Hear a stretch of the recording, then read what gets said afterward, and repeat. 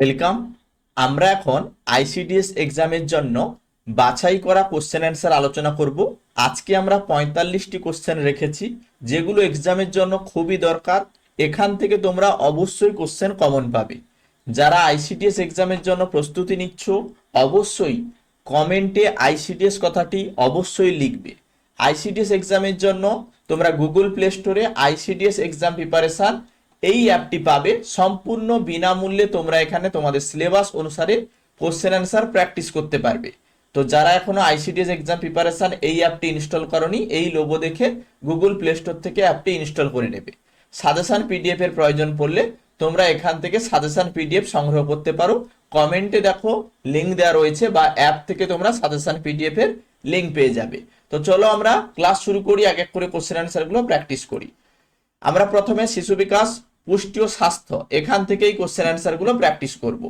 এখানে প্রথম কোশ্চেনে বলা হয়েছে শিশুর চোখের সাদা অংশে ত্রিভুজাকৃতি ধূসর যে দাগ বা বিট স্পট কোন ভিটামিনের অভাবে দেখা যায়। বলছে শিশুর চোখের সামনের সাদা অংশে ত্রিভুজাকৃতির ধূসর দাগ বা বিট স্পট, সেটা মূলত কোন ভিটামিনের অভাবে দেখা যায়। এটা মূলত ভিটামিন এর অভাবে হয়, তাহলে ভিটামিন এর অভাবে হয়ে থাকে। পরবর্তী কোশ্চেন, অপরিণত বা কম ওজনের নবজাতক শিশুদের শরীরের তাপমাত্রা স্বাভাবিক রাখতে এবং দ্রুত বিকাশের জন্য যে বিশেষ পদ্ধতি ব্যবহার করা হয় তার নাম কি।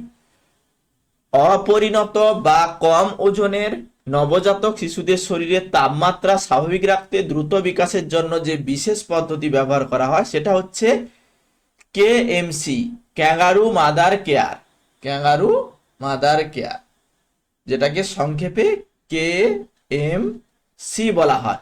অর্থাৎ ক্যাঙ্গারু যেমন তার শাবককে বুকে আগলে রাখে, তেমনি কম ওজনের বা অপরিণত শিশু তার মায়ের বুকে বা বাবার বুকে সরাসরি সংস্পর্শে থাকে। নেক্সট কোশ্চেন, মায়ের বুকের দুধ খাওয়ানোর সময় শেষের দিকে যে দুধ বের হয় তাতে কোন উপাদানের পরিমাণ বেশি থাকে, যা শিশুর পেট ভরায়। মায়ের বুকের দুধ খাওয়ানোর সময় শেষের দিকে যে দুধ বের হয় সেটা মূলত ফ্যাট বা স্নেহ পদার্থ জাতীয় দুধ, যেটা শিশুর পেট ভরায়। তাহলে ফ্যাট বা স্নেহ পদার্থ যুক্ত দুধ। নেক্সট, শিশু মৃত্যুর হার বা আইএমআর সাধারণত প্রতি কতজন জীবিত জন্মানো শিশুর অনুপাতে হিসেব করা হয়। শিশু মৃত্যুর হার কিভাবে হিসেব করা হয়? কোনো নির্দিষ্ট বছরে প্রতি 1000 জন জীবিত জন্মানো শিশুর মধ্যে 1 বছর বয়স পূর্ণ হওয়ার আগে যতজন শিশুর মৃত্যু হয়, সেখানে আইএমআর বা শিশু মৃত্যুর হার এইভাবেই নির্ণয় করা হয়। তাহলে এখানে 1000 জন জীবিত শিশুর কথা বলা হচ্ছে। নেক্সট, অঙ্গনারী কেন্দ্রে শিশুর অপুষ্টি মাপার একটি সূচক হলো ওয়েস্টিং। এর অর্থ কি? ওয়েস্টিং এর অর্থ কি? অঙ্গনারী কেন্দ্রে শিশুর অপুষ্টি মাপার একটি সূচক হলো ওয়েস্টিং। এর অর্থ হচ্ছে উচ্চতার তুলনায় ওজন কম। উচ্চতার তুলনায় ওজন কম, দীর্ঘমেয়াদী অপুষ্টি এটা। শিশুদের দেওয়া পেন্টাভ্যালেন্ট, শিশুদের দেওয়া পেন্টাভ্যালেন্ট এই টিকা একসঙ্গে কয়টি মারাত্মক রোগ থেকে শিশুকে রক্ষা করে? শিশুদের দেওয়া পেন্টাভ্যালেন্ট টিকা একসঙ্গে কয়টি মারাত্মক রোগ থেকে শিশুকে রক্ষা করে? 5টি। কি কি? ডিপথেরিয়া, হুপিং কাশি, টিটেনাস, হেপাটাইটিস বি এবং হিমোফাইলাস ইনফ্লুয়েঞ্জা টাইপ বি টিকা। তাহলে এখানে 5টি সঠিক অ্যান্সার হবে। সুকন্যা সমৃদ্ধি যোজনা এসএসওয়াই এই প্রকল্পে ব্যাংক বা পোস্ট অফিসে অ্যাকাউন্ট খোলার জন্য শিশুকন্যার সর্বোচ্চ বয়স কত হওয়া উচিত? সুকন্যা সমৃদ্ধি যোজনা এই প্রকল্পে ব্যাংক বা পোস্ট অফিসে অ্যাকাউন্ট খোলার জন্য শিশুকন্যার সর্বোচ্চ বয়স কত হওয়া উচিত? 10 বছর। তো 10 বছর সঠিক অ্যান্সার হয়ে যাবে। গর্ভাবস্থায় একজন সুস্থ মহিলার স্বাভাবিকভাবে মোট কত ওজন বৃদ্ধি পাওয়া উচিত? গর্ভাবস্থায় একজন সুস্থ মহিলার স্বাভাবিকভাবে মোট কত ওজন বৃদ্ধি পাওয়া উচিত। 10 থেকে 12 কেজি, 10 থেকে 12 কেজি ওজন বৃদ্ধি হওয়া উচিত। শিশু মনস্তত্ত্বে বস্তুর স্থায়িত্ব এর ধারণাটি পেঁয়াজের কোন স্তরে বিকশিত হয়? শিশু মনস্তত্ত্বে বস্তুর স্থায়িত্ব এই ধারণাটি পেঁয়াজের কোন স্তরে বিকশিত হয়? এখানে সঠিক অ্যান্সার হয়ে যাবে সংবেদন সঞ্চালনমূলক স্তর, যেটা 0 থেকে 2 বছর বয়সের শিশুদের বা এই বছর বয়সের শেষের দিকে হয়ে থাকে। সংবেদন সঞ্চালনমূলক স্তর শিশু মনস্তত্ত্বে বস্তু স্থায়িত্ব এই ধারণাটি পেঁয়াজের শিশু সংবেদন সঞ্চালনমূলক স্তর, যেটা 0 থেকে 2 বছর বয়সের মধ্যে হয়ে থাকে। নেক্সট, শিখন প্রক্রিয়ায় প্রচেষ্টা ও ভুল তত্ত্ব এর প্রবর্তক কে? শিখন প্রক্রিয়ায় প্রচেষ্টা ও ভুল তত্ত্ব এর প্রবর্তক হলেন থর্নডাইক, এডওয়ার্ড থর্নডাইক। আইসিডিএস স্তরে এডব্লিউটিসি এর সম্পূর্ণ রূপ কি? আইসিডিএস স্তরে এডব্লিউটিসির ফুল ফর্ম হচ্ছে Anganwadi worker and training centre, Anganwadi worker training centre. Next, উদ্ভিজ্জ খাদ্যে যেমন শাকসবজি বা ফলে কোন ভিটামিনটি একেবারে পাওয়া যায় না? উদ্ভিজ্জ খাদ্যে যেমন শাকসবজি বা ফলে কোন ভিটামিনটি একেবারে পাওয়া যায় না? ভিটামিন বি12। ভিটামিন বি12 সাধারণত প্রাণীজ খাদ্যে দুধ, ডিম, মাছ, মাংস এগুলোতে পাওয়া যায়, উদ্ভিজ্জ খাদ্যে পাওয়া যায় না। তাহলে ভিটামিন বি12 সঠিক অ্যান্সার হয়ে যাবে। খাদ্যে র্যাফেজ বা ফাইবার তন্তুর প্রধান কাজ কি? খাদ্যে র্যাফেজ বা ফাইবার তন্তুর প্রধান কাজ কোষ্ঠকাঠিন্য দূর করা, কোষ্ঠকাঠিন্য দূর করা। মামস এই রোগটি মানবদেহের কোন গ্রন্থিকে সরাসরি আক্রান্ত করে? মামস এই রোগটি মানবদেহের কোন গ্রন্থিকে সরাসরি আক্রান্ত করে? লালাগ্রন্থি বা প্যারোটিড গ্রন্থি? তাহলে লালাগ্রন্থি বা প্যারোটিড গ্রন্থিকে সরাসরি আক্রান্ত করে মামস রোগ। ঠিক আছে, নেক্সট, ভিটামিন বি6 এর রাসায়নিক নাম কি? ভিটামিন বি6 এর রাসায়নিক নাম পাইরিডক্সিন। তাহলে পাইরিডক্সিন ভিটামিন বি6 এর রাসায়নিক নাম। ওকে। আইসিডিএস প্রকল্পের নিয়ম অনুযায়ী একজন প্রসূতি বা স্তন্যদাত্রী মা সন্তানের জন্মের পর কত মাস পর্যন্ত অঙ্গনারী কেন্দ্র থেকে পুষ্টি ও স্বাস্থ্য পরিষেবা পান? আইসিডিএস প্রকল্পের নিয়ম অনুযায়ী একজন প্রসূতি বা স্তন্যদাত্রী মা সন্তানের জন্মের কত মাস পর্যন্ত অঙ্গনারী কেন্দ্র থেকে পুষ্টি ও স্বাস্থ্য পরিষেবা পান? 6 মাস, 6 মাস, 6 মাস পেয়ে থাকেন। হাম বা মিজেলস কি ধরনের জীবাণু দ্বারা সৃষ্টি হয়? হাম বা মিজেলস কি ধরনের জীবাণু দ্বারা সৃষ্টি হয়? হাম হলো একটি অত্যন্ত ভাইরাস ঘটিত অত্যন্ত সংক্রামক ভাইরাস ঘটিত রোগ। প্যারামিক্সো ভাইরাস দ্বারা হয়ে থাকে। তাহলে এখানে ভাইরাস ঘটিত রোগ আমরা অ্যান্সার করব। নেক্সট, 1 গ্রাম প্রোটিন দহনে বা হজম হলে মানবদেহে আনুমানিক কত কিলোক্যালোরি শক্তি উৎপন্ন হয়? 1 গ্রাম প্রোটিন দহনে বা হজম হলে মানবদেহে আনুমানিক কত কিলোক্যালোরি শক্তি উৎপন্ন হয়? 4.1 কিলোক্যালোরি শক্তি পাওয়া যায় 1 গ্রাম প্রোটিন দহনে। মেয়েদের ক্ষমতায়ন এবং স্বনির্ভর গোষ্ঠী গঠনের মাধ্যমে আর্থিক স্বাধীনতার জন্য ভারত সরকারের প্রকল্পটির নাম কি? মেয়েদের ক্ষমতায়ন এবং স্বনির্ভর গোষ্ঠী গঠনের মাধ্যমে আর্থিক স্বাধীনতার জন্য ভারত সরকারের প্রকল্প স্বয়ংসিদ্ধ প্রকল্প। তাহলে স্বয়ংসিদ্ধা বা স্বয়ংসিদ্ধ প্রকল্প, স্বয়ংসিদ্ধা। ঠিক আছে, ইংলিশ নাম, এইভাবে তোমরা মনে রাখবে। Next, oral polio vaccine OPV এর প্রতি ডোজে শিশুকে সাধারণত কয় ফোঁটা ঔষধ খাওয়ানো হয়? ওপিভি ওরাল পোলিও ভ্যাকসিন এর প্রতি ডোজে শিশুকে সাধারণত কত ফোঁটা ঔষধ খাওয়ানো হয়? 2 ফোঁটা। তাহলে 2 ফোঁটা ঔষধ খাওয়ানো হয়। এবারে আমরা জেনারেল নলেজ অর্থাৎ সাধারণ জ্ঞান থেকে কিছু কোশ্চেন আলোচনা করবে। অ্যাকচুয়ালি জেনারেল স্টাডিজ তোমাদের সিলেবাসে রয়েছে আইসিডিএস এক্সামে। তো তোমরা আইসিডিএস এক্সাম প্রিপারেশন অবশ্যই অ্যাপটি ইনস্টল করে এখানে তোমরা কোশ্চেন অ্যান্সারগুলো প্র্যাকটিস করবে। এখানে তোমরা child development, nutrition, general studies, Bengali যেটা language and communication, reasoning, computer থেকেও কোশ্চেন, ম্যাথ থেকেও ডিটেলস অ্যান্সার সহ কোশ্চেন অ্যান্সার তোমরা এখানে পাবে। সাজেশন পিডিএফও তোমরা সংগ্রহ করতে পারো, কমেন্টে দেখো লিঙ্ক দেওয়া রয়েছে, বা অ্যাপ থেকে সাজেশন পিডিএফ সংগ্রহ করতে পারবে।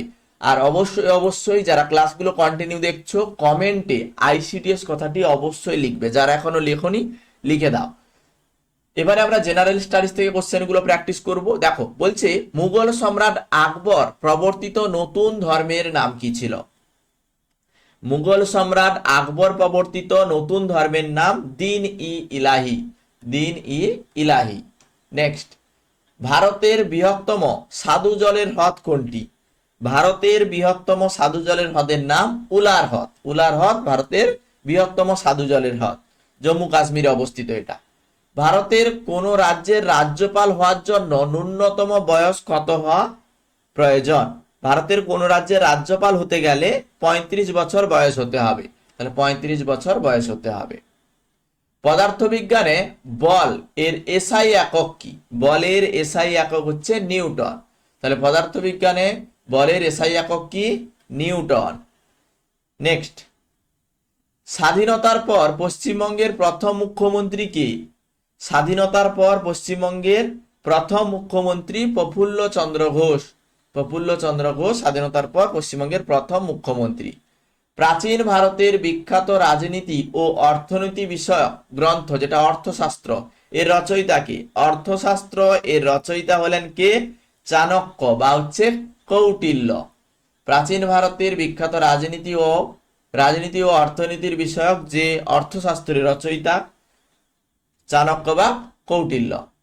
কোন গুরুত্বপূর্ণ ভৌগোলিক রেখাটি ভারতের ঠিক মাঝ বরাবর প্রসারিত হয়ে দেশকে দুই ভাগে ভাগ করেছে? কোন রেখা? কর্কটক্রান্তি রেখা। কর্কটক্রান্তি রেখা ভারতকে কি করেছে? ঠিক মাঝ বরাবর প্রসারিত হয়ে দেশকে দুটো ভাগ করেছে। তাহলে কর্কটক্রান্তি রেখা রাইট অ্যান্সার হয়ে যাবে। ভারতের সংসদের উভয় কক্ষের অর্থাৎ লোকসভা ও রাজ্যসভা যৌথ অধিবেশনে কে সভাপতিত্ব করেন? ভারতের সংসদের উভয় কক্ষের যৌথ অধিবেশনে কে সভাপতিত্ব করেন? লোকসভার স্পিকার। তাহলে লোকসভার স্পিকার এখানে সঠিক অ্যান্সার হয়ে যাবে। এরপরের প্রশ্ন, বিশুদ্ধ জলের পিএইচ এর মান কত? বিশুদ্ধ জলের পিএইচ হচ্ছে 7। বিশুদ্ধ জলের পিএইচ কত? 7। বর্তমানে পশ্চিমবঙ্গে মোট কয়টি জেলা রয়েছে? বর্তমানে পশ্চিমবঙ্গের জেলার সংখ্যা হচ্ছে 23টি জেলা রয়েছে। বর্তমানে পশ্চিমবঙ্গের জেলার সংখ্যা কয়টি? 23টি। মোহনদাস করমচাঁদ গান্ধীকে মহাত্মা এই উপাধি কে দিয়েছেন? মোহনদাস করমচাঁদ গান্ধীকে মহাত্মা উপাধি দিয়েছেন 1915 সালে রবীন্দ্রনাথ ঠাকুর।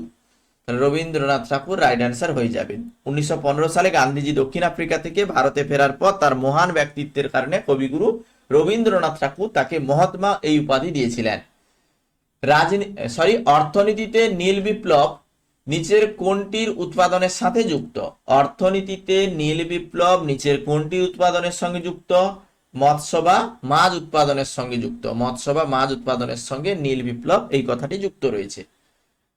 পরবর্তী প্রশ্ন, ভারতের রাষ্ট্রপতি রাজ্যসভার কতজন সদস্যকে মনোনীত করতে পারেন? ভারতের রাষ্ট্রপতি রাজ্যসভায় কতজন সদস্যকে মনোনীত করতে পারেন? 12 জন সদস্যকে মনোনীত করতে পারেন। ভারতের রাষ্ট্রপতি রাজ্যসভায় 12 জন সদস্যকে মনোনীত করতে পারেন। সাধারণ বা ঘরের তাপমাত্রায় তরল অবস্থায় থাকে এমন একটি ধাতুর নাম কি? সাধারণ বা ঘরের তাপমাত্রায় তরল অবস্থায় থাকে এমন একটি ধাতুর নাম হচ্ছে পারদ। তাহলে পারদ রাইট অ্যান্সার। প্রাচীন সিন্ধু সভ্যতার অন্যতম শহর হরপ্পা কোন নদীর তীরে অবস্থিত? হরপ্পা কোন নদীর তীরে রয়েছে? রাভি বা ইরাবতী নদীর তীরে হরপ্পা এটি রয়েছে। ভারতের জাতীয় সঙ্গীত জনগণ মন সর্বপ্রথম জাতীয় কংগ্রেসের কোন অধিবেশনে গাওয়া হয়েছিল? ভারতের জাতীয় সঙ্গীত জনগণ মন সর্বপ্রথম জাতীয় কংগ্রেসের কোন অধিবেশনে গাওয়া হয়েছে?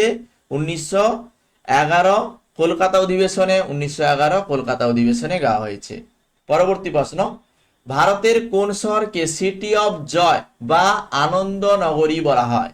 ভারতের কোন শহরকে সিটি অফ জয় বা আনন্দ নগরী বলা হয়? কলকাতাকে। কলকাতাকে সিটি অফ জয় বা হচ্ছে আনন্দনগরী বলা হয়। পদাধিকার বলে ভারতের রাজ্যসভায় চেয়ারম্যান কে হন? পদাধিকার বলে ভারতের রাজ্যসভার চেয়ারম্যান কে হন? ভারতের রাজ্যসভার চেয়ারম্যান ভারতের উপরাষ্ট্রপতি, তাহলে ভারতের উপরাষ্ট্রপতি। নেক্সট, মানবদেহের কোন গ্রন্থিকে মিশ্র গ্রন্থি বলা হয়, যা একই সাথে অন্তঃক্ষরা ও বহিঃক্ষরা গ্রন্থি হিসেবে কাজ করে? মানবদেহের কোন গ্রন্থিকে মিশ্র গ্রন্থি বলা হয়? অগ্নাশয়। অগ্নাশয় গ্রন্থিকে মিশ্র গ্রন্থি বলা হয়। প্রাচীন ভারতের মৌর্য সাম্রাজ্য এর প্রতিষ্ঠা কে করেছিলেন? প্রাচীন ভারতের মৌর্য সাম্রাজ্য এর প্রতিষ্ঠা করেছিলেন চন্দ্রগুপ্ত মৌর্য। চন্দ্রগুপ্ত মৌর্য প্রাচীন ভারতে মৌর্য সাম্রাজ্য প্রতিষ্ঠা করেছিলেন। মিস ইউনিভার্স মুকুটজয়ী প্রথম ভারতীয় মহিলা কে? মিস ইউনিভার্স মুকুটজয়ী প্রথম ভারতীয় মহিলা সুস্মিতা সেন। সুস্মিতা সেন এখানে রাইট অ্যান্সার হয়ে যাবে। ভারতের কোন রাজ্যের উপকূল রেখা সব থেকে দীর্ঘ? ভারতের কোন রাজ্যের উপকূল রেখা সব থেকে দীর্ঘ? গুজরাট। গুজরাটের উপকূল রেখা সব থেকে দীর্ঘ, 1600 কিলোমিটার প্রায়। ভারতীয় সংবিধানে রাষ্ট্র পরিচালনার নির্দেশমূলক যে নীতি কোন দেশের সংবিধান থেকে বা কোন দেশের সংবিধানের অনুকরণে তৈরি করা হয়েছে? ভারতীয় সংবিধানের রাষ্ট্র পরিচালনার যে নির্দেশমূলক নীতি, এটা মূলত সংবিধানের পার্ট 4-এ রয়েছে, জনকল্যাণ। এই জনকল্যাণমুখী নীতির ধারায়, যেটা অ্যাকচুয়ালি আয়ারল্যান্ড থেকে নেওয়া হয়েছে। আয়ারল্যান্ড এই দেশের সংবিধানের অনুকরণে ভারতীয় সংবিধানে রাষ্ট্র পরিচালনার যে নির্দেশমূলক নীতি এটা নেওয়া হয়েছে। নেক্সট, মানুষের রক্তের গ্রুপ ABABO, এই মানুষের রক্তের গ্রুপ কে আবিষ্কার করেছেন? কার্ল ল্যান্ডস্টেইনার 1901 সালে মানুষের রক্তের গ্রুপ আবিষ্কার করেছেন। ঐতিহাসিক জালিয়ানওয়ালাবাগ হত্যাকাণ্ড কত সালে এবং কোথায় সংঘটিত হয়েছিল? ঐতিহাসিক জালিয়ানওয়ালাবাগ হত্যাকাণ্ড কত সালে এবং কোথায় সংঘটিত হয়েছিল? 1919 সালে অমৃতসরে হয়েছিল। 1919 সালে অমৃতসরে। তাহলে গুরুত্বপূর্ণ কোশ্চেন অ্যান্সার আমরা আলোচনা করলাম। 45টি কোশ্চেন আজকে রেখেছি। যারা ক্লাসগুলো কন্টিনিউ করছো কমেন্টে ICDS কথাটি অবশ্যই লিখবে, তাহলে পরবর্তী ক্লাসগুলো তোমরা তোমাদের ফোনে নোটিফিকেশন আকারে পাবে এবং ক্লাসগুলো কন্টিনিউ তোমরা এইভাবে দেখবে। আর অবশ্যই ICDS এক্সাম প্রিপারেশন অ্যাপটি ইনস্টল করবে। এক্সামের ডেট, ফর্ম ফিল আপের তারিখ যখন হবে নোটিফিকেশনটাও পাবে, সঙ্গে সমস্ত সাবজেক্টের উপরে class, actually practice set, question অ্যান্সারগুলো তোমরা এখান থেকে প্র্যাকটিস করতে পারবে। সাজেশন PDF এর প্রয়োজন পড়লে এখান থেকে সাজেশন PDF টিও তুমি সংগ্রহ করতে পারবে। আজকের ক্লাস এই পর্যন্ত।